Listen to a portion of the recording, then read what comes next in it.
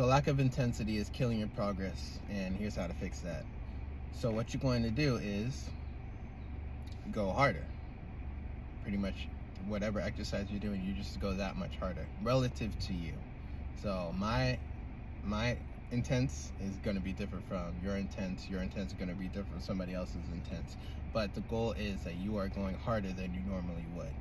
And what that can look like is, say you have an exercise where you have to get 5 reps in that exercise, but instead of you just going for those 5 reps, why not make it to where, okay, you got to get 5 reps in about 30 seconds. That's gonna force you to move faster, move with more effort, because you want to be able to get those reps done within that 30 seconds. So instead of you just, okay, I'm going to do these 5 reps, just whenever, having a time limit on it is going to force you to be like, okay, I got to get these 5 reps done. Your body's gonna, or not your body, but your mind and your body are gonna connect and come up with a way to be able to do these exercises, or not these exercises, do this exercise in a way that you'll be able to complete those 5 reps within 30 seconds. So the intensity is what you want to keep up. The higher you keep that intensity, the better it is for you to get those results, for your body to learn how it needs to move,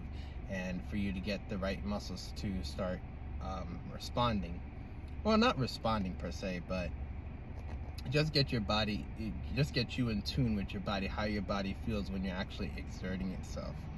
And that's also going to help with injury prevention too, because if you know how your body feels, when to back off, into when to take it up a notch.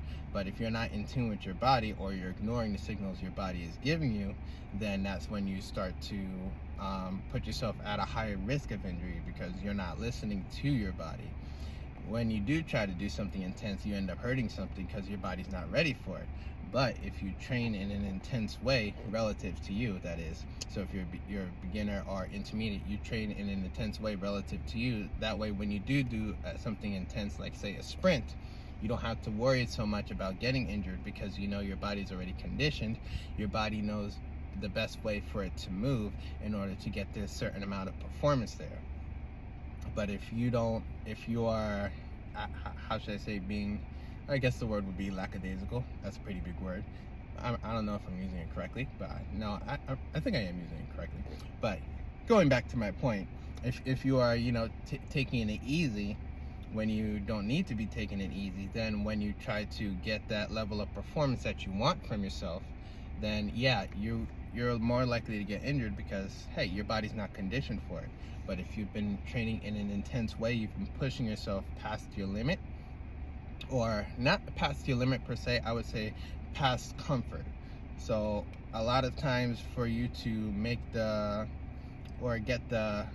get what you want out of an exercise, you have to go past that comfort. That burning feeling, that feeling of fatigue. You start pushing past that, and you find out, oh, I'm able to do a little bit more than I thought I could, rather than you just responding to the fatigue as soon as you feel it. Oh, you stop. Oh, this is too much. My body's tired already. You're supposed to be tired during the workout. So it's good for you to get into the habit of acknowledging that fatigue is there, but then realizing that, hey, this is normal, and then going past that fatigue, seeing what else you can push out through your body. And you'll be amazed at what you can accomplish when you just keep going, instead of just stopping and being like, oh, this is it, this is as far as I can go.